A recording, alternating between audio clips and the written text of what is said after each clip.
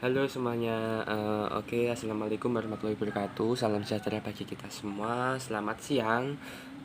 Pada video kali ini saya akan kembali menjelaskan mengenai PowerPoint yang sudah saya buat, yakni mengenai materi, yakni gelombang dan bunyi. Tugas ini saya susun untuk memenuhi tugas individu dari mata kuliah Konsep Dasar IPA dengan dosen pengampu Ibu Dr. Sislisyorini MPD. Tugas ini saya susun nama Tribakti Atmawijaya, NIM 140142199 dari Prodi PGSD, Rombel E. Untuk itu tanpa berlama-lama kita langsung saja masuk ke dalam materi pokok pembahasan kita pada hari ini. Yang pertama ada gelombang. Pengertian gelombang. Gelombang sendiri mengerti arti bahwa suatu usikan atau getaran yang merambat pada suatu medium yang membawa energi dari satu tempat ke tempat lainnya. Pada gelombang yang merambat adalah gelombangnya, bukan zat mediumnya, bukan zat medium perantaranya. Jadi bentuk ideal dari suatu gelombang akan mengikuti gerak sinusoidesnya. Next, jenis-jenis gelombang. Jenis-jenis gelombang ada sangat banyak sekali dan ada beberapa penggolongan gelombang tersebut. Gelombang menurut arah getarannya ada dua, yakni gelombang transversal adalah gelombang yang arah getarannya tegak lurus terhadap arah rambatannya.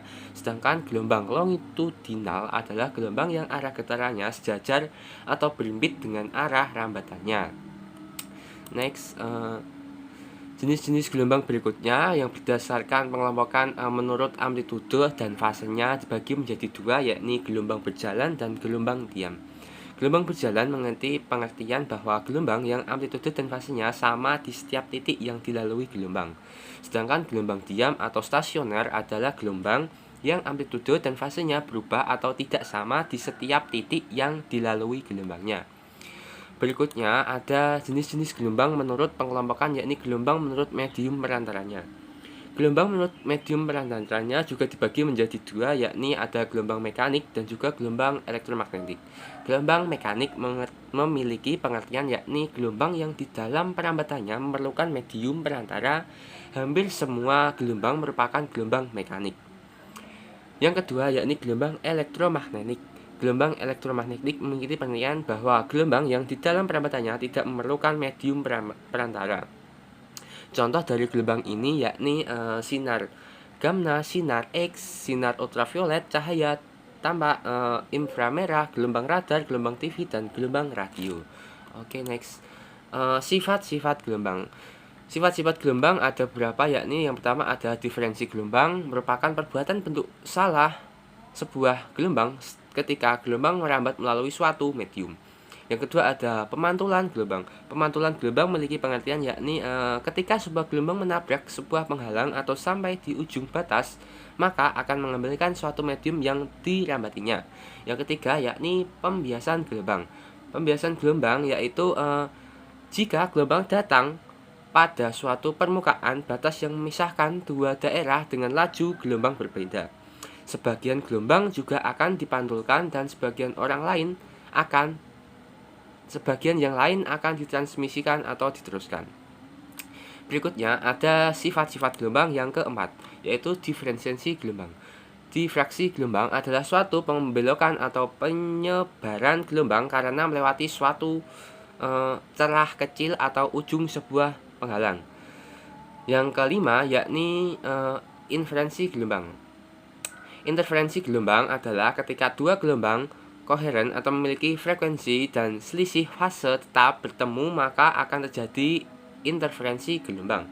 Jika dua sumber koheren S1 dan S2 menghasilkan dua muka gelombang lingkaran, kedua muka gelombang itu akan bertemu dan membentuk pada interferensi pada permukaan air. Yang berikutnya ada sifat-sifat gelombang yang keenam, yakni polarisasi gelombang. Polarisasi gelombang dibagi menjadi dua macam, yakni ada polarisasi vertikal dan polarisasi horizontal. Polarisasi vertikal mengerti pengertian adalah sebuah gelombang pertama yang Anda peroleh dengan cara menggerakkan tali ke arah atas dan ke arah bawah. Sedangkan polarisasi horizontal mengerti pengertian yakni sebuah gelombang kedua yang Anda peroleh dengan cara menggerakkan tali ke arah samping.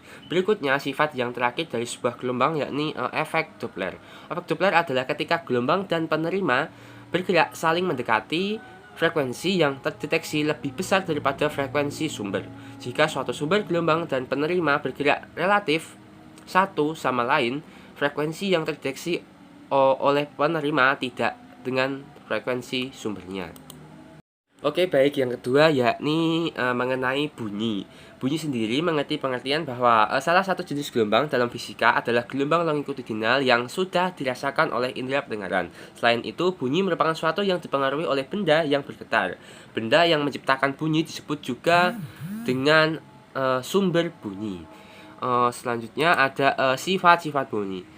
Dalam bunyi memiliki sifat-sifat antara lain yakni gelombang ialah berbentuk hasil getaran yang merambat. Yang kedua, membutuhkan komponen dalam perambatannya maupun tidak dapat merambat dalam ruang hampa. Yang ketiga, cepat rambatnya diakibatkan komponen perambatannya. Semakin padat ataupun rapat komponen, maka semakin cepat perambatan bunyinya. Yang terakhir yakni bisa mendapati getaran dan pantulan. Berikutnya ada jenis-jenis dari bunyi. Jenis-jenis bunyi dibagi menjadi tiga, yaitu bunyi ultrasonik, bunyi audiosonik, dan bunyi infrasonik.